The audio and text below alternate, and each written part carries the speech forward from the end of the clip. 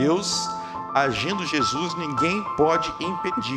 Boa noite, meus irmãos. É uma grande alegria estar na comunhão dos santos, na santa convocação, neste santo dia, o dia do Senhor.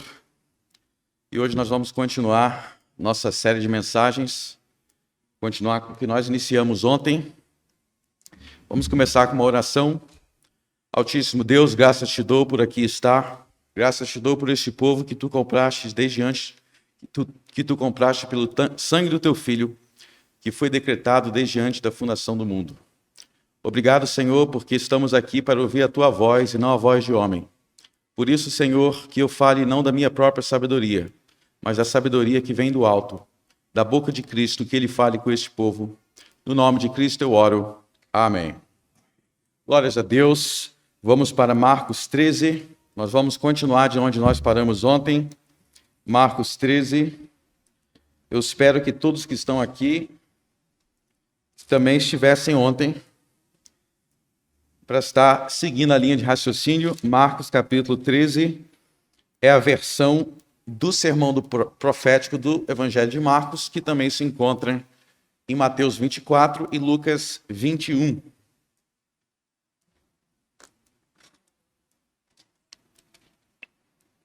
E hoje nós vamos expor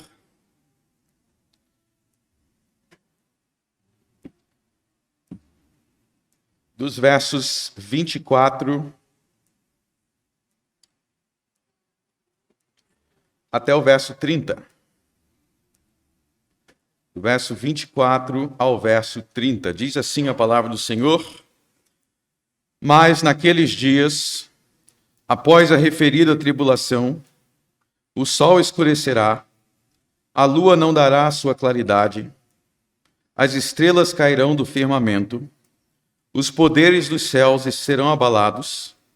Então verão o Filho do Homem vir nas nuvens com grande poder e glória, e ele enviará os anjos e reunirá os seus escolhidos dos quatro ventos, da extremidade da terra à extremidade do céu. Aprendei, pois, a parábola da figueira.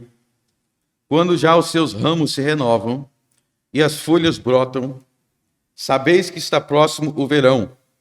Assim também vós, quando virdes acontecer estas coisas, sabei que está próximo as portas. Em verdade vos digo que não passará esta geração sem que tudo isto aconteça. Amém. Então, na noite de ontem, eu espero que eu tenha provado para vocês que tudo aquilo que o Senhor Jesus profetizou neste sermão, a partir do verso 5 até o verso anterior ao que nós acabamos de ler, verso 23, todas essas coisas foram profetizadas pelo Senhor Jesus, não como sinal do fim do mundo, não como sinal do fim da história, mas pelo contrário, como sinais da fundação do cristianismo, sinais que se cumpriram no primeiro século e que ocorreram durante o período em que os 12 apóstolos e o apóstolo Paulo cumpriam a sua missão de fundar o cristianismo. E nós vemos aqui que enquanto os apóstolos fundavam o cristianismo, fundavam a igreja neotestamentária, eles tiveram que enfrentar muitos desafios, eles tiveram que enfrentar inimigos externos à igreja, mas também inimigos dentro da igreja, onde aquela igreja primitiva que estava começando, ela foi duramente perseguida fisicamente, entregue às sinagogas, açoitados em todas as nações do mundo em que o cristianismo chegou, em todo o Império Romano. A igreja foi duramente perseguida e também havia os inimigos internos. A igreja cada vez mais era cheia de falsos profetas, judaizantes, gnósticos, docetistas e hereges de todo tipo. Existiu o esfriamento do amor, de modo que a igreja, no primeiro século, ela teve que enfrentar uma dificuldade, uma tribulação, como nunca existiu desde então, porque desde o primeiro século, a igreja ela nunca foi perseguida universalmente em todas as nações, da forma que ela foi em seu princípio, de modo que aquela perseguição inicial, ela quase levou a igreja a deixar de existir ela quase deixou o cristianismo, levou o cristianismo a deixar de existir, porque o cristianismo estava no seu princípio, e de falsos profetas, e ela quase deixou de existir, até que o Senhor Jesus, em sua soberania, em sua glória, ele interviu para defender a sua noiva, ele interviu para defender o seu povo, e ele julgou os inimigos da igreja. O principal inimigo da igreja naquele tempo era Israel, eram os judeus. Eles promoviam as perseguições, como nós vimos em Atos, e eles eram os que introduziam heresias nas igrejas. Os judaizantes, os gnósticos, os docetistas e todas as demais heresias tinham origem dos judeus. Então os judeus eram um inimigo duplo. Eles perseguiam a igreja fisicamente e eles perseguiam a sã doutrina pelas suas heresias. Até que o Senhor Jesus, ele interviu e naquela mesma geração, ele destruiu Israel, ele derrubou o templo e não ficou pedra sobre pedra que não fosse derrubada. Cumpriu-se a profecia de Jesus e assim a igreja ela foi redimida, estando prestes ao colapso, ela foi preservada e por isso nós estamos aqui até hoje, nesta manhã, e assim a igreja continuará e os portas do inferno jamais prevalecerão contra ela. E tudo isso eu mostrei ontem, eu provei aqui que era isso que Jesus ensinou no sermão profético, que Jesus não estava falando de 2021, que ele não estava falando de nossa própria época, das nossas guerras, das nossas fomes, das nossas desgraças, mas que ele estava falando das desgraças do primeiro século. Mas aí, diante de tudo isso, ficou uma pergunta no final. A pergunta é, pastor, se tudo isso se cumpriu no primeiro século, se todo esse sermão se cumpriu, tudo o que nós vimos aqui se cumpriu naquele tempo, então como é que você explica os versos 24 ao verso 27, onde nós lemos sobre a vinda do Filho do Homem nas nuvens? A vinda do Filho do Homem nas nuvens.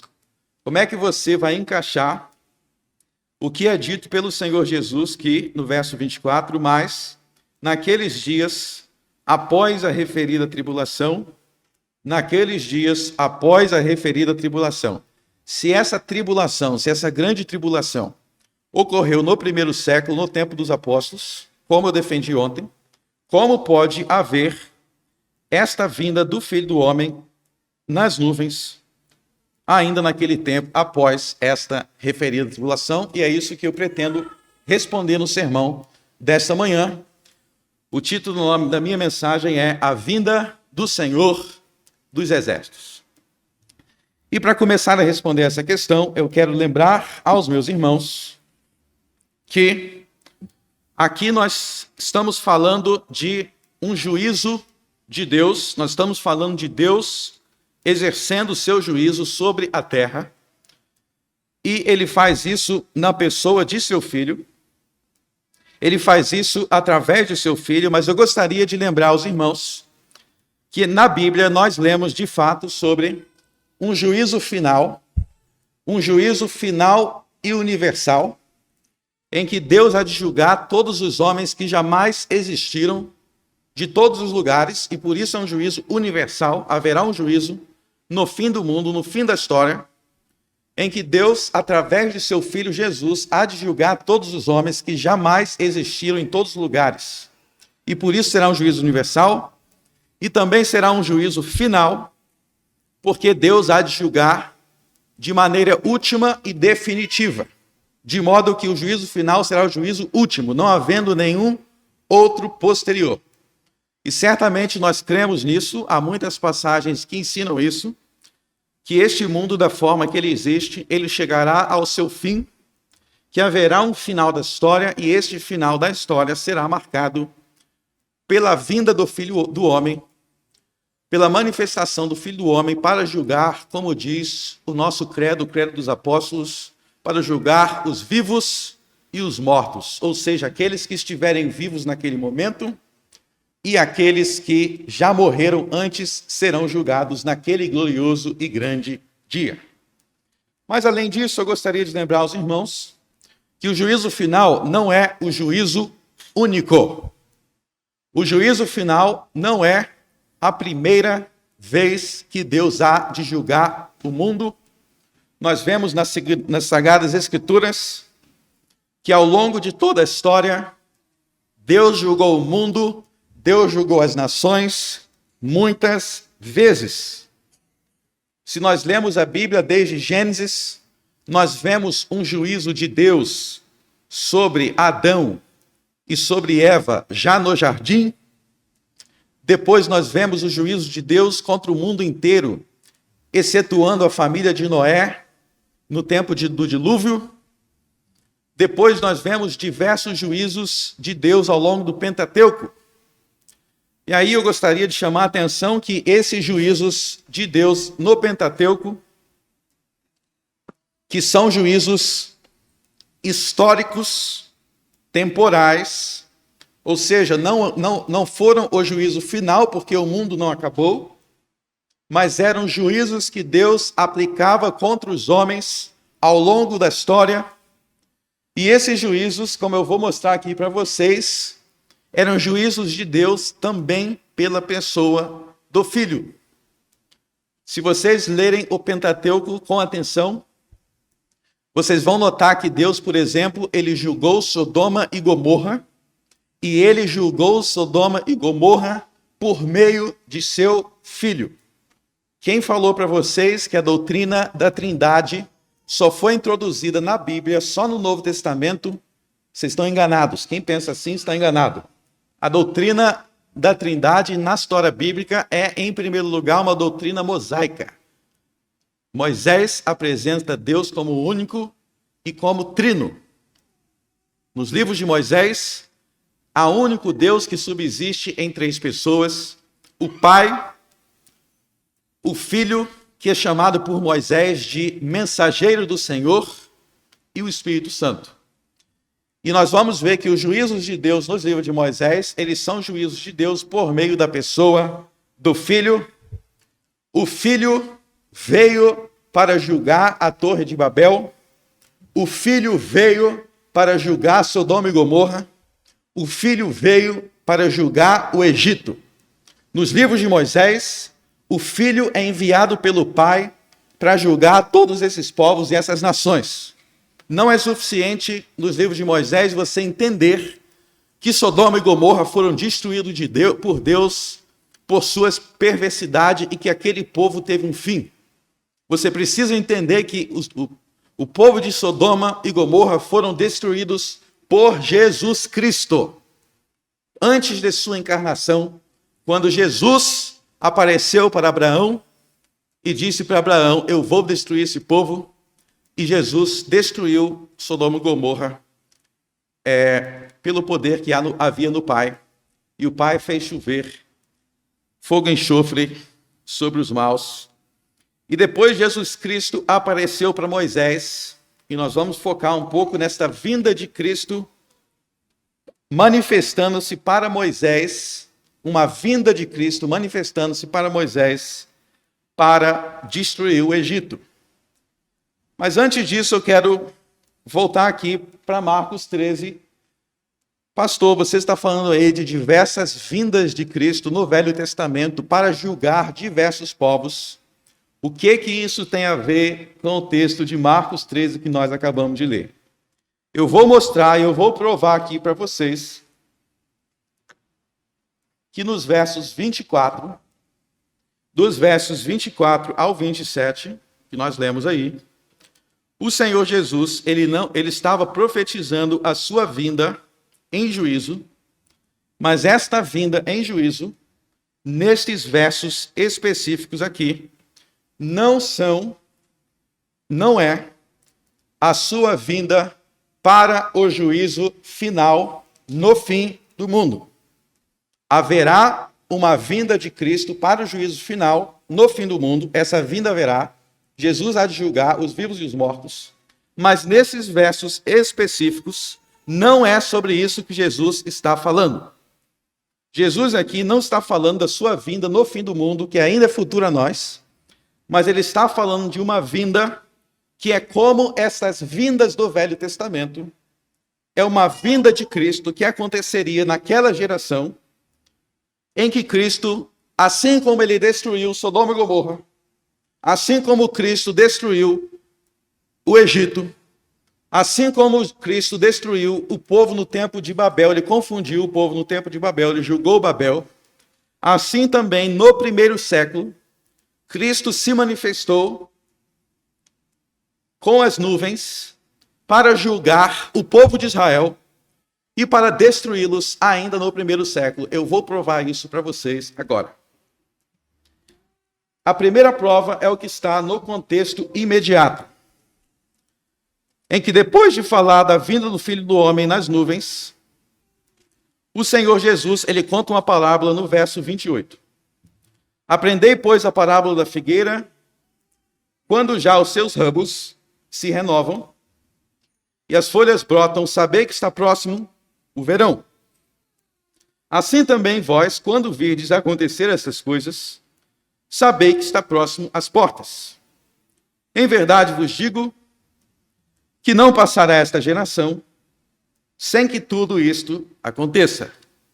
Então aqui o Senhor Jesus, com muita clareza, ele conta uma parábola e diz, quando vocês veem tal coisa acontecendo, vocês sabem que o verão está chegando. Da mesma forma, quando você vê esses sinais, as guerras, os rumores de guerras, as fomes, todos aqueles sinais que eles viram no primeiro século, eles deveriam saber que esta vinda do Senhor Jesus, do verso 26, estava próxima de acontecer. E ele acrescenta que não passaria aquela geração, a geração dos apóstolos, sem que todas aquelas coisas, os sinais e a vinda de Jesus Cristo, dos versos 26, acontecesse. Então, só a partir aí você tem uma prova no contexto imediato que Jesus disse que naquela mesma geração haveria uma vinda dele para julgar Israel, e se era naquela geração, nós não podemos crer que seria muitos séculos depois, e não podemos crer que esta vinda aqui é a vinda para julgar o mundo no fim da história. Ele não fala nada de fim da história aqui. Ele fala sobre uma vinda naquela mesma geração. E eu quero mostrar outras passagens para vocês, dentro do próprio Evangelho e no Novo Testamento, que provam que deveria haver na geração dos apóstolos uma vinda do Senhor com as nuvens para julgar Israel. Acompanhe, eu sei que para muitos isso é novidade, mas acompanhe porque eu vou provar tudo biblicamente. Abram, vocês estão no Evangelho de Marcos, abram no Evangelho de Mateus, abram no capítulo 10. Capítulo 10 do Evangelho de Mateus.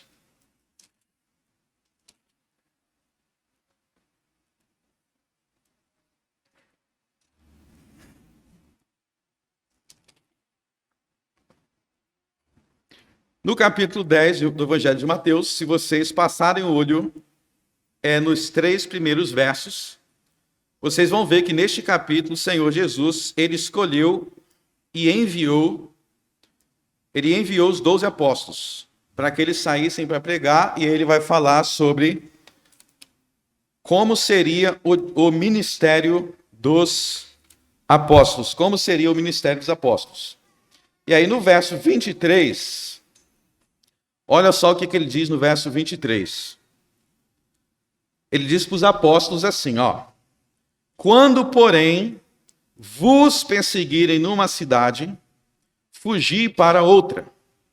Porque em verdade vos digo que não acabareis de percorrer as cidades de Israel, até que venha o Filho do Homem. Então veja que ele está falando para os apóstolos que antes que eles terminassem de evangelizar todas as cidades de Israel, o Filho do Homem viria. Então isso prova que esta vinda do Filho do Homem precisa ter acontecido enquanto os apóstolos estavam vivos e evangelizando as cidades de Israel. Não acabareis de percorrer a cidade de Israel, falando para os apóstolos, porque os 3 primeiros versos deixam isso claro, até que venha o Filho do Homem. Pulem agora para Mateus 16. Mateus 16.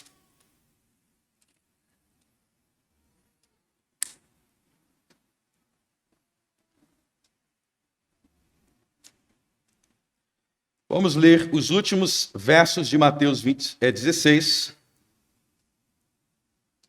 partir do verso 24. Então disse Jesus a seus discípulos: se alguém quer vir após mim, a si mesmo se negue, tome a sua cruz e siga-me. Porquanto quem quiser salvar a sua vida, perdê-la-á, e quem perder a vida por mim, achá-la-á. Pois que aproveita o homem se ganhar o mundo inteiro e perder a sua alma? Ou que dirá o homem em troca da sua alma? Porque o Filho do Homem há de vir na glória de seu Pai, com os seus anjos, e então retribuirá a cada um conforme as suas obras. Verso 28, presta muita atenção. Em verdade vos digo que alguns há dos que aqui se encontram, que de maneira nenhuma passarão pela morte, até que vejam vir o Filho do Homem no seu reino. Então, no verso 27, ele diz que o Filho do Homem viria na glória de seu Pai, com seus anjos, para retribuir a cada um conforme as suas obras. E no verso 28, ele diz quando é que isso aconteceria. Aconteceria naquela mesma geração, igual lá em Marcos 13, naquela mesma geração, porque seria não muitos séculos depois, mas seria enquanto muitos daqueles irmãos, estariam ainda vivos. Alguns, Jesus diz, que aqui estão. Alguns que aqui estão. Não vão morrer sem ver aquilo que está no verso 27. E aí eu quero dizer, meus irmãos, se a gente não levar o verso 28 na absoluta seriedade, como é que a gente vai levar na seriedade os versos anteriores que falam das consequências daqueles que não seguem Jesus? As palavras de Jesus precisam ser levadas a sério. Se ele diz que aconteceria com alguns deles vivos, então precisa ter acontecido quando Jesus falou. Mas vamos continuar, que tem mais. Abram agora em Tiago, capítulo 5, inclusive hoje à noite eu vou pregar esse capítulo. Tiago, capítulo 5.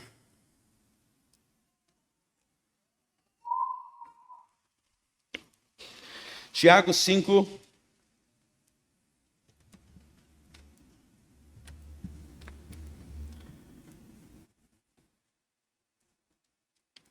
Nós vamos ler dos versos 1 ao 9. Tiago 5, dos versos 1 ao 9.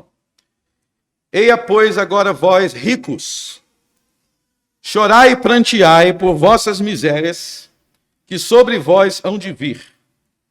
As vossas riquezas estão apodrecidas, e as vossas vestes estão comidas de traça. O vosso ouro e a vossa prata se enferrujaram, e a sua ferrugem dará testemunho contra vós, e comerá como fogo a vossa carne, entesouraste para os últimos dias. Eis que o jornal dos trabalhadores que ceifaram as vossas terras, e que por vós foi diminuído, clama. E os clamores dos que ceifaram entraram nos ouvidos do Senhor dos Exércitos. Deliciosamente viveste sobre a terra, e vos deleitastes, cevaste os vossos corações, como no dia da matança. Condenastes e mataste o justo, ele não vos resistiu. Então veja aqui que Tiago está falando de uma grande perseguição que estava acontecendo no seu tempo, porque ele diz que já estavam condenando, já estavam matando no verso 6. E essa grande perseguição que estava acontecendo no verso 3, nos últimos dias, essa grande perseguição de ricos e poderosos contra os cristãos não permaneceria para sempre. Por quê? Porque as orações dos cristãos, os clamores dos cristãos perseguidos já tinham, no verso 4, chegado no ouvido do Senhor dos Exércitos. E aí veja o que Tiago vai dizer a partir do verso 7. Sede, pois, irmãos, pacientes até a vinda do Senhor. Sede, irmãos, com quem eu estou falando aqui, do primeiro século, continuam pacientes, porque até a vinda do Senhor. A vinda do Senhor aí é 2000 anos depois? Não, continue lendo. Eis que o lavrador espera o precioso fruto da terra, aguardando com paciência até que receba a chuva temporã e serôdia. Sede vós também pacientes, fortaleceis vossos corações. Por que paciente, Tiago? Porque já a vinda do Senhor está próxima. Irmãos, não vos queixeis um dos outros para que não sejais condenados. Eis que o juiz está à porta. Próxima, à porta. Sejam pacientes, porque Jesus está prestes a vir para julgar Israel.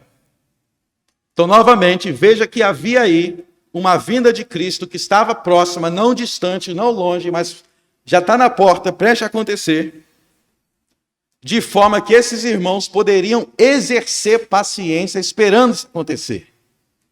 Na esperança, já vai acontecer, é isso que ele está dizendo. E aí eu quero fazer o seguinte questionamento. De onde Tiago tirou essa ideia que já estava perto de acontecer? Tem alguns hereges que eles falam o seguinte: os apóstolos estavam enganados. Eles achavam que estava perto, mas eles se enganaram porque eles queriam muito que Jesus viesse. Deixa de ser herege. Quem é enganado é você, não é os apóstolos, não. Quem se engana somos nós. Os escritos dos apóstolos são infalíveis. Se eles disseram está à porta, é porque estava à porta. E com quem que eles aprenderam isso? Com o Senhor Jesus. O Senhor Jesus disse: quando vocês verem esses sinais, quando vocês verem as perseguições, e Tiago está falando das perseguições, vocês vão saber que eu estou à porta. Não tem apóstolo nenhum enganado, como muitos pensam. Enganado é o povo, que aprendeu escatologia da forma errada, aí quer acusar os apóstolos. O errado somos nós, seja Deus verdadeiro e todo homem mentiroso. Mas vamos continuar. Vamos agora para o Apocalipse. Vamos para o Apocalipse.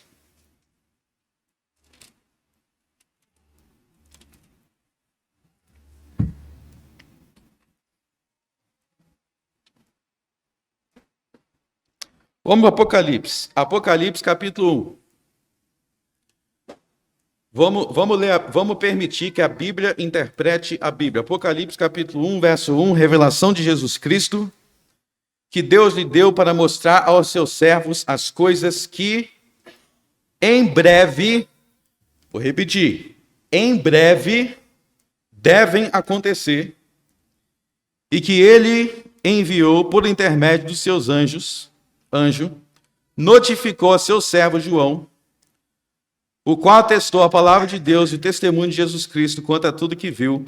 Bem-aventurado aqueles que leem, aqueles que ouvem as palavras da profecia e guardam as coisas nela escritas, pois o tempo está próximo. O tempo está próximo, em breve. Capítulo 2. Vamos para o capítulo 2, verso 5. Lembra-te, pois, de onde caíste, e arrependa-te, e pratica as primeiras obras, quando não, brevemente a ti virei, e tirarei do seu lugar o teu castiçal, se não arrependeres. Pulem para o verso 16. Verso 16. Arrependa-te, pois, quando e não, breve virei a ti, e contra eles batalharei com a espada da minha boca. Verso 25, mas o que tendes, retende-o até que eu venha. Então veja que essa igreja aí, ela estaria viva, aqueles irmãos estariam vivos para quando Cristo viesse, porque ele diz, guarda isso aí até eu vier, até quando vier. Apocalipse capítulo 3, verso 13. Apocalipse 3, verso 13.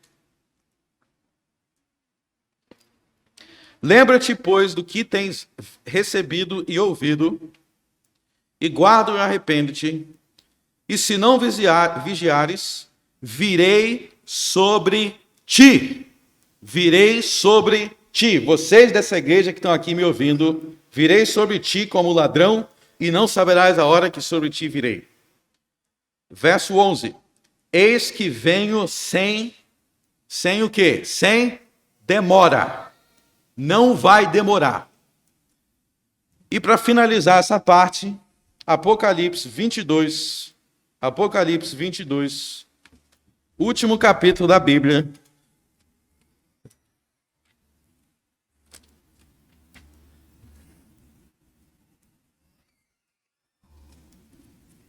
Último capítulo da Bíblia, Apocalipse 22. Vamos ler a partir do verso 6. Isso aí é o encerramento do livro. Vamos contar quantas vezes Jesus diz aí que ele vai vir logo.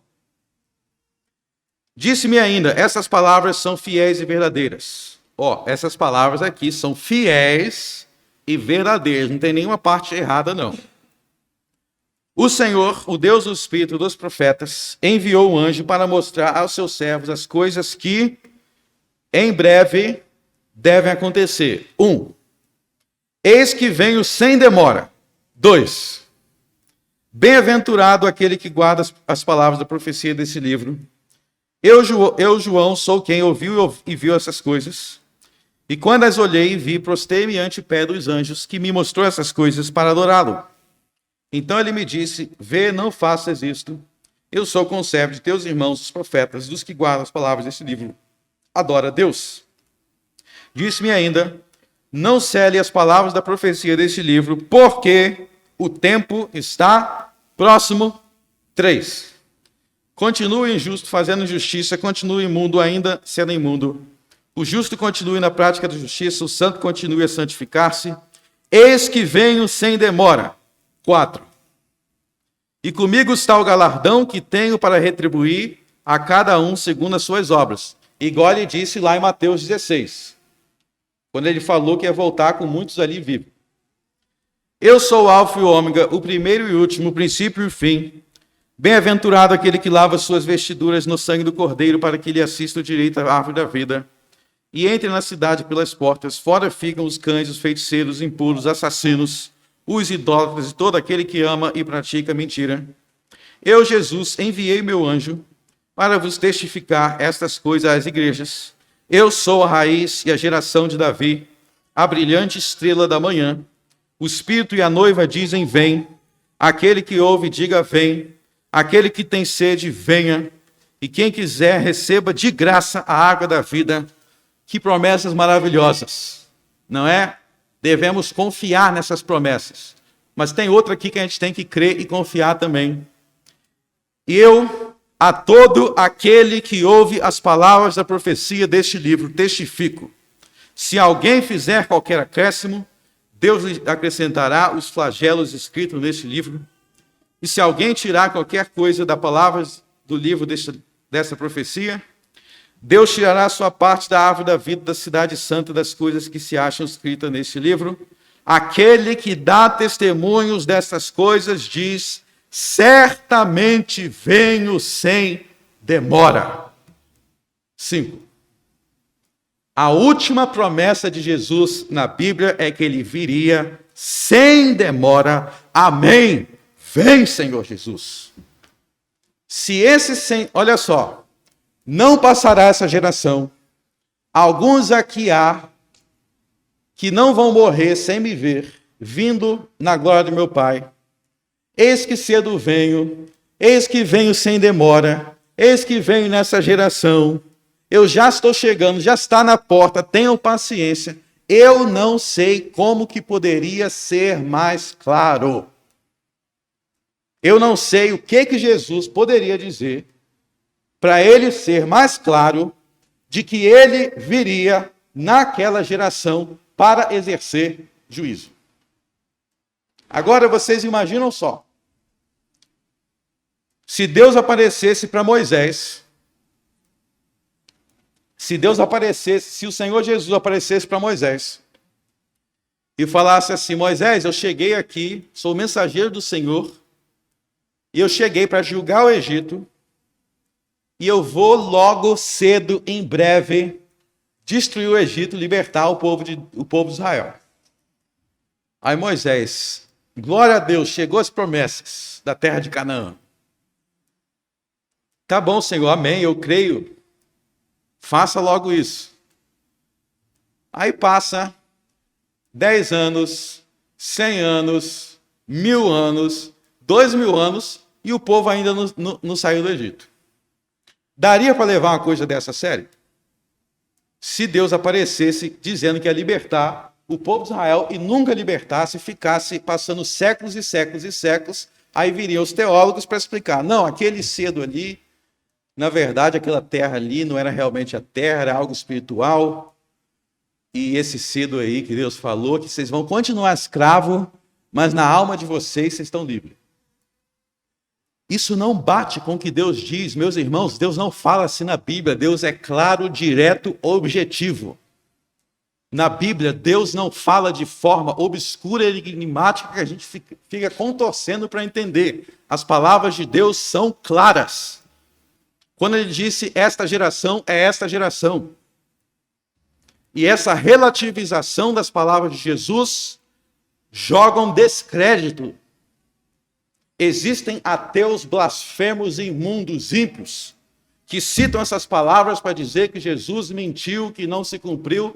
Eu estou dizendo para vocês aqui nesta manhã que se cumpriu exatamente como Jesus disse e que esses ateus blasfemos vão saber disso no juízo final, quando Jesus vier pela última vez. E eles vão saber que Jesus já veio antes, muitas vezes ao longo da história, para julgar Sodoma, para julgar o Egito, para julgar Israel e no fim do mundo, para julgar pela última vez. Vamos ver, então, de que forma Jesus veio naquela geração para julgar os seus crucificadores, para julgar os perseguidores dos apóstolos, para julgar aqueles que humilharam e perseguiram a mãe do Senhor, Maria Madalena e todos os santos que eram perseguidos. O Senhor veio na mesma geração para vingá-los. Vamos ver como que eu estou dizendo não é nenhum absurdo, porque condiz com a revelação do Senhor já no Velho Testamento. Abram, por exemplo, no livro de Isaías, capítulo 19.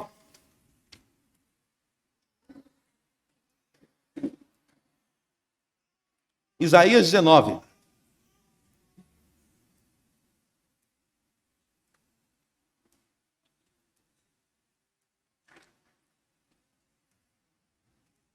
Verso 1. Peso do Egito. O que significa peso aí? Peso aí, vocês nordestinos gostam de falar, né? Peso. É gíria daqui. Ó, peso é uma profecia de juízo. Então, Isaías 19 é uma profecia de juízo contra o Egito que se cumpriu naquela época, lá na antiguidade. Olha o que diz.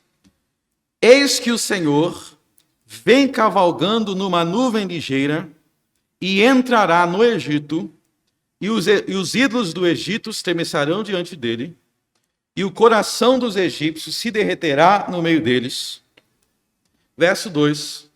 Porque farei com que os egípcios se levantem contra os egípcios, e cada um pelejará contra o seu irmão, e cada um contra o seu próximo, cidade contra cidade, reino contra reino. Então aí ele está profetizando que haveria uma guerra civil no Egito, uma grande guerra civil no Egito. E o que é que causou essa guerra civil no Egito? Olha só o verso 1. Eis que o Senhor vem cavalgando numa nuvem ligeira. Então existe aí, no verso 1, uma vinda do Senhor com as nuvens, mas não é a vinda do juízo final. É uma vinda do Senhor lá no Velho Testamento para julgar o Egito. Já aconteceu. Abra em outra passagem, no livro do profeta Naum.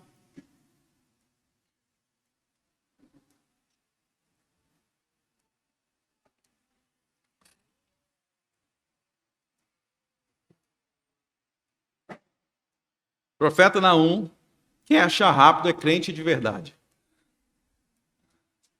Naum, capítulo 1, verso 1.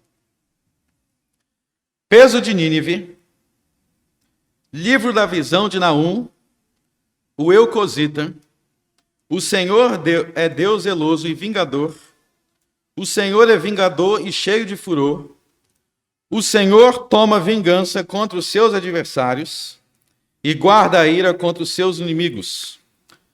Agora preste atenção no verso 3. O Senhor é tardio em irar-se, mas grande em poder, e ao culpado não tem por inocente. O Senhor tem o seu caminho na tormenta e na tempestade, e as nuvens são o pó dos seus pés. Ele repreende o mar e o faz secar. E aí vocês vão ver que existe essa profecia da destruição de Nínive. E na profecia da destruição de Nínive você tem a vinda do Senhor com as nuvens. As nuvens são o pó dos seus pés. O Senhor está envolto na tempestade. E ele vem para julgar Nínive. Então o que eu estou mostrando para vocês aqui é que essa linguagem lá de Marcos 13, do Senhor vem com as nuvens para julgar, ela existe ao longo de todo o Velho Testamento. Em todo o Velho Testamento você tem diversos juízos do Senhor, e quando Deus julgava, ele vinha com as nuvens e julgava aquele povo, mas não era o fim do mundo. E o caso mais famoso disso, que eu vou mostrar agora, é quando ele veio para julgar o Egito. A gente viu um juízo contra o Egito em Isaías 19, mas já teve outro juízo contra o Egito no livro de Êxodo. E no livro de Êxodo, o Senhor, ele veio com as nuvens também para julgar os egípcios. Vamos ver isso no livro de Êxodo. Abra Êxodo 3. Êxodo 3.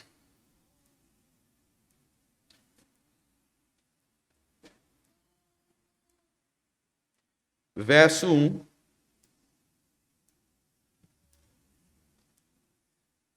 E apacentava Moisés o rebanho de Jetro, seu sogro, sacerdote em Midian, e levou o rebanho atrás do deserto, e chegou ao monte de Deus, a Horebe. E apareceu-lhe o anjo do Senhor em uma chama de fogo do meio da sarça, e olhou, e eis que a sarça ardia no fogo, e a sarça não se consumia. E Moisés disse: agora me virarei para lá, e verei esta grande visão, porque a sarça não se queima. E vendo o Senhor que se virava para ver, bradou Deus a ele do meio da sarça, e disse Moisés, respondeu-lhe, eis-me aqui. Olha só um detalhe aí. No verso 2, quem é que estava no meio da sarça? Era o anjo do Senhor, né? Só que no verso 4, quem está no meio da sarça é o Senhor, que também é chamado de Deus. Então, era o Senhor, a Deus, ou era o anjo do Senhor? Se vocês se aprofundarem no Pentateuco, vocês vão ver que a figura do anjo do Senhor, ele é, em diversas ocasiões, chamado de Deus, ele é adorado como Deus, e ele diz que ele é Deus Jeová. Porque a palavra anjo, no hebraico, significa mensageiro. E nem sempre, quando a Bíblia fala de mensageiro, de anjo, está falando daquilo que nós hoje costumamos chamar de anjo, que é a criatura celestial. Na Bíblia, a palavra anjo significa mensageiro, é usado em 3 sentidos. Sentido número 1, que é o mais popular, os querubins, os serafins. Por quê? Porque eles são mensageiros do Senhor. Mas a palavra anjo também na Bíblia é utilizada para se referir a mensageiros humanos. Então, por exemplo, João Batista, no profeta Malaquias, João Batista é chamado de anjo. Ah, por quê? João Batista era um querubim? Não, porque ele era um mensageiro do Senhor. E no livro do profeta Malaquias também, assim como no Pentateuco, a segunda pessoa da Santíssima Trindade, ele é chamado de anjo do Senhor, porque Jesus é o verbo de Deus, ele é o mensageiro de Deus, e ele é o próprio Deus. Por isso aqui que esse anjo não é um anjo criatura. Quem tem dúvidas sobre isso, eu recomendo entrar, fazer uma propaganda aqui, ó. entra no meu blog Catequese Presbiteriana, catequesepresbiteriana.com, e tem um estudo lá, Santíssima Trindade no Velho Testamento, Santíssima Trindade no Velho Testamento, que vocês vão se aprofundar nessa questão do anjo do Senhor no Velho Testamento. Mas aqui, então, o anjo do Senhor é o mensageiro do Senhor e ele é distinto do Pai, porque ele é o Filho.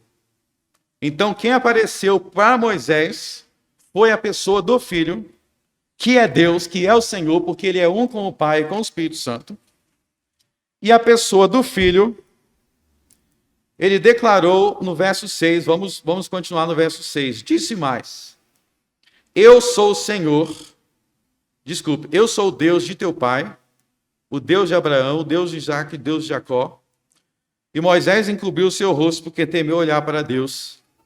E disse o Senhor: tenho visto atentamente a aflição do meu povo que está no Egito, e tenho ouvido o seu clamor por causa dos seus extratores, porque conheci as suas dores. Portanto, desci para livrá-lo da mão dos egípcios, e para fazê-lo subir daquela terra, etc, etc. Então veja aí que o Senhor Jesus, o Filho de Deus, o mensageiro do Senhor, que é o Deus de Abraão, Isaac e Jacó, ele declara que ele veio, eu desci, eu vim para libertar o meu povo da escravidão do Egito.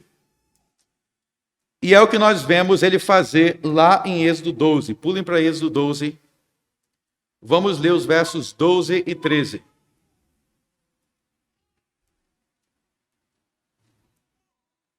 Ele diz assim no verso 12. Olha só que Deus complementando o que ele tinha dito para Moisés lá atrás. E eu passarei pela terra do Egito esta noite, e ferirei todo primogênito na terra do Egito, desde os homens até os animais, e todos os deuses do Egito farei juízos.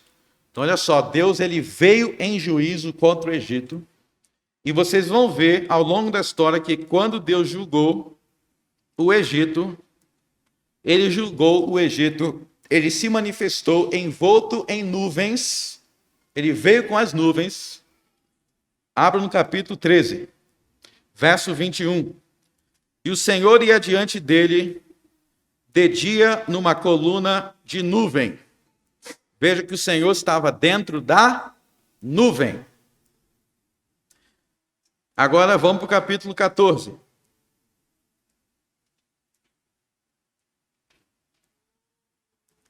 Verso 19. E o anjo de Deus que ia diante do exército de Israel, esse anjo aí é o mesmo mensageiro de Êxodo 3, é o Senhor Jesus. Você vê que é o Senhor que está na nuvem, ao mesmo tempo é o anjo que está na nuvem, porque o anjo é o Senhor. Que ia diante do Israel, também a coluna de nuvem se retirou diante dele, pôs-se atrás dele. E ia entre o campo dos egípcios e o campo de Israel. E aí o Senhor, ele vai fechar, se vocês lerem a sequência da história, vai ser quando ele vai livrar os egípcios, quer dizer, vai livrar Israel e vai fechar o mar para os egípcios. Os próprios egípcios vão falar, é o Senhor guerreando com nós. Então vocês veem tudo isso daí, que existiu uma vinda do Senhor em juízo para julgar Sodoma, para julgar o Egito, tanto no Êxodo quanto em Isaías 19, eis que vem com as nuvens, para julgar Nínive. Então tem várias vindas do Senhor em juízo por todo o Velho Testamento. Isso é óbvio. Isso é óbvio. Eram vindas do Senhor em juízo com as nuvens, para julgar povos rebeldes. E aí, é exatamente isso que Deus diz que ele faria também com Israel, caso Israel se rebelasse contra ele. Abra em Êxodo capítulo 21 agora. Êxodo capítulo 21.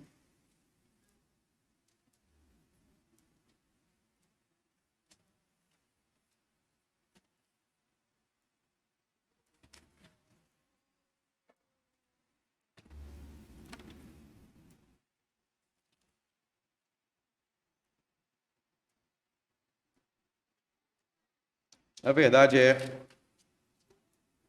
22. Êxodo 22. Verso 21. 22, 21.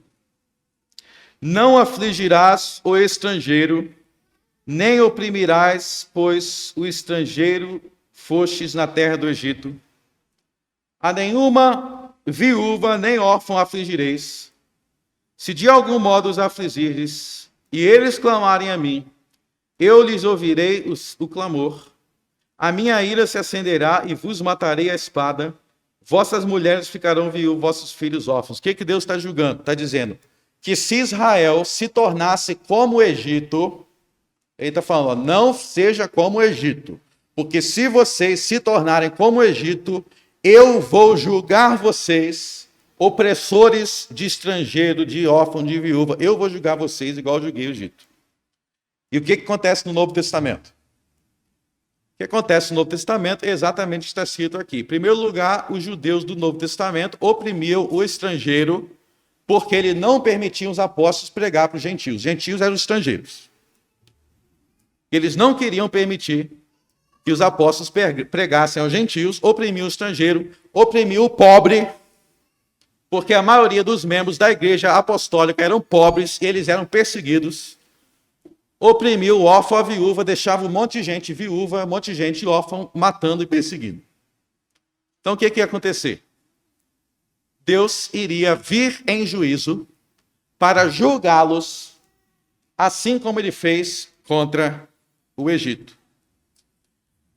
E aí, é o que eu vou mostrar para vocês agora, que de fato aconteceu. Abra agora em Marcos 13, volte lá em Marcos 13.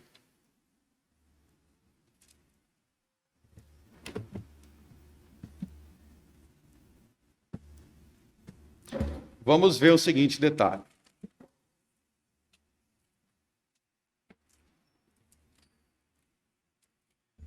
Então, depois que Israel perseguisse muito a igreja, perseguisse o estrangeiro, perseguisse o pobre, e fizessem muitas mulheres viúvas e órfãos, Deus pagou a eles olho por olho, dente por dente, e foi quando Jesus veio com as nuvens, com grande poder e glória, acompanhado de seus anjos. Vamos reler este verso aí de Marcos 13, que é o 26, ó. Então verão o Filho do Homem vir nas nuvens com poder e grande glória. Vocês leram isso daí? Agora vamos ver um detalhe que está lá em Mateus, na versão de Mateus do Sermão Profético. Abre em Mateus 24, que lá dá alguns detalhes muito importantes. E a pergunta que eu quero fazer aí sobre Marcos 13 é: e verão vir o Filho do Homem? A pergunta é: quem? Quem é que verá vir o Filho do Homem? Mateus 24, ele dá um detalhe adicional que traz muito esclarecimento sobre isso. Vamos ler a versão da vinda do Filho do Homem em Mateus, ó. Mateus 24, verso 30. Então aparecerá no céu o sinal do Filho do Homem. Todos os povos da terra se lamentarão e verão o Filho do Homem vindo sobre as nuvens do céu, com poder e muita glória. Então aí vocês estão lendo na Revista e Atualizada. E aí eu já sugeri aqui, vou falar para o Brian aqui em público, que ele passasse a usar a Almeida Corrigida Fiel. E uma das vantagens da Almeida Corrigida Fiel é que ela é mais precisa na tradução. Não vou entrar aqui em detalhes porque ela é mais precisa, mas a Revista Atualizada ela não é tão precisa na tradução do verso 30. Por quê? Porque no verso 30, então aparecerá no céu o sinal do Filho do Homem, onde diz todos os povos, deveria ser todas as tribos. A palavra específica aí é tribos. Todas as tribos. Não é povos, é tribos. Podem pesquisar isso. Não vou entrar no detalhe do grego aqui agora. Mas Jesus usa a palavra tribo, porque a palavra tribo se refere às tribos de Israel. Todas as tribos de Israel. E quando ele fala todas as tribos da terra, ele está falando as tribos da terra de Israel. Então, quem deveria ver essa vinda do Filho do Homem não seria todas as nações do mundo, mas seriam todas as tribos de Israel, ou seja, os habitantes da Judéia, porque, como eu já mostrei aqui no contexto, o juízo era contra a Judéia, o juízo era contra Israel. Ele não estava falando do juízo final contra todas as nações, era o juízo contra a Judéia. E aí eu quero ler para vocês a pergunta: pastor, quando é que isso aconteceu? Quando é que todas as tribos da terra da Judéia viram o Filho do Homem vindo com as nuvens? E aí existem diversos debates, polêmicas sobre isso. Não vou entrar em todas as divergências e debates que existem, mas eu quero dizer aqui qual é a minha posição. E eu vou dizer a minha posição lendo as palavras do historiador Flávio Joséfo. Flávio Joséfo foi um historiador que viveu no primeiro século, talvez o mais importante historiador daquela época. E isso que Flávio Joséfo diz, existem outros historiadores da época que dizem, como Tácito. Se você ler diversos pais da igreja, eles vão descrever isso aqui também. Mas preste atenção. Palavras de Flávio Joséfo sobre o que aconteceu no contexto daquela guerra. E com base nisso, eu creio que Jesus, de fato, veio com as nuvens, visivelmente, de forma que ele foi visto por todos os habitantes da terra da Judéia no ano de 66, que foi o ano em que a guerra começou. Eu vou ler para vocês. Mas aquele povo infeliz é tanto mais digno de lástima, isso aqui é Flávio Joséfo, tá? Falando de Israel.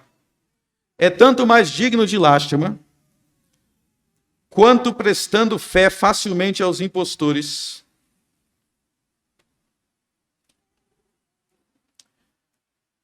que abusava do nome de Deus para enganá-lo, fechava os olhos e tapava os ouvidos para não ver, nem ouvir, os sinais certos e verdadeiros avisos pelos quais Deus tinha prometido a própria ruína.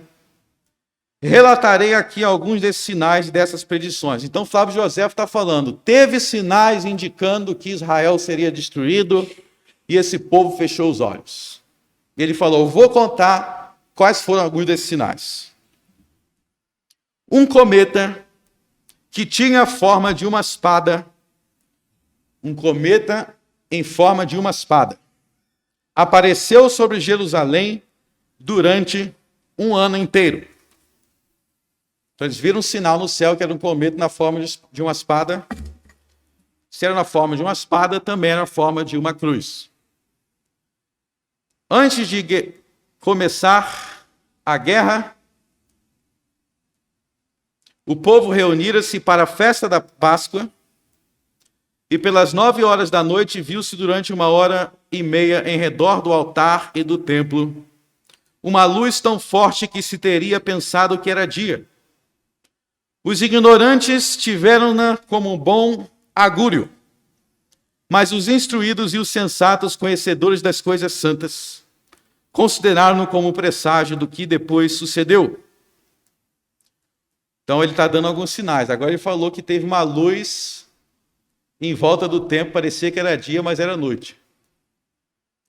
Um pouco depois da festa, em 27 de maio, aconteceu uma coisa. Agora preste atenção. Um pouco depois da festa, 27 de maio, aconteceu uma coisa que eu, Flávio Joséfo, temeria relatar, de medo que fosse tomado por uma fábula, se pessoas que também a viram não estivessem vivas e se as desgraças que lhe sucederam não tivessem confirmado a sua veracidade. ao nascer do sol, viram-se no ar, em toda a região da Judéia, carruagens cheias de homens armados, atravessando pelas nuvens e espalhando-se em volta das cidades, como para cercá-las. Preste atenção nisso daqui. Ele está dizendo que antes da guerra começar, todos os oradores da Judéia, eles olharam para o céu e eles viram carruagens, o céu cheio de carruagens, uma visão de um céu cheio de carruagens, pelas nuvens, cercando a cidade. Aí você pergunta, que carruagens são essas? Leia sobre a vinda do Senhor com as nuvens. Por exemplo, no Salmo 68, não precisa abrir agora, para não ficar muito demorado, mas Salmo 68, verso 16, 17. É dito nesse salmo que quando o Senhor veio com as nuvens no Sinai, ele veio acompanhado de anjos. E o Salmo 68 diz que esses anjos tinham aparência de carruagens. Se você ler 2 Reis, capítulo 6, em 2 Reis, capítulo 6, Eliseu, ele orou ao Senhor para que o Senhor mostrasse os seus exércitos de anjos. E quando apareceu os exércitos de anjos para Eliseu, qual era a aparência dele? Era na aparência de carruagens com cavalos. Se vocês lerem Apocalipse 19, João teve uma visão de Jesus montado num cavalo, acompanhado exércitos. Os anjos, quando eles aparecem na Bíblia, acompanhando o Senhor em juízos, eles aparecem desta forma, na forma de carruagem. Pode ler Salmo 68, 2 Reis 6, pode ler Ezequiel 1. E Ezequiel 1 tem a vinda do Senhor com as nuvens, e os querubins tinham a forma de carro. Então, com base nisso, eu não consigo ler o relato de Flávio Joséfo e não concluir que eles viram o Senhor vindo com as nuvens, acompanhado do seu exército de anjos, e foi aí que a guerra começou, porque foi aí que o Senhor Jesus, ele enviou esses anjos para destruir Israel, dando a cada um segundo as suas obras. E é isso que nós vemos no Apocalipse. Se lê Apocalipse 6, Apocalipse 6, existe a vinda do Senhor. E os homens na terra começam a gritar, começam a desesperar. Aí você lê Apocalipse 7, 8 em diante. O que tem? Tem os anjos destruindo Israel. Os anjos destruindo Israel. Então, no ano de 66, o ano que a guerra aconteceu, o Senhor Jesus, eles de fato viram o sinal do Filho do Homem no céu e os anjos o acompanhando em carruagens no meio das nuvens e de fogo. Isso aconteceu. Por que o mundo não acabou? Porque não era o fim do mundo. Era o fim de Israel. Eu sei que eu já passei do meu horário, mas eu vou te mostrar uma última coisa. Volta em Marcos 13.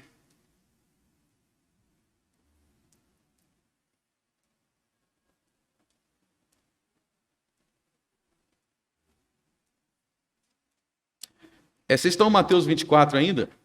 Fica em Mateus 24. Mateus 24, vamos para Mateus 24. É a mesma coisa, né?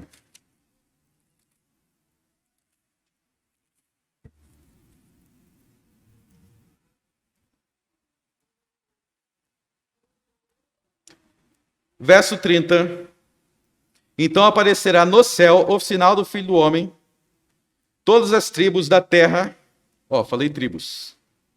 Todas as tribos da terra de Israel se lamentarão E verão o Filho do Homem vindo sobre as nuvens do céu com poder e grande glória. Aí no verso 31, ele está acompanhado de anjos. E enviará os seus anjos com grande clamor de trombeta, os quais reunirão os seus escolhidos dos quatro ventos. Como é que isso aconteceu? Ele reunirá os seus escolhidos dos quatro ventos. Se você entender que o contexto aí era a terra de Israel, você vai entender que os anjos, eles foram enviados para destruir Israel, como nos outros juízos acontecia.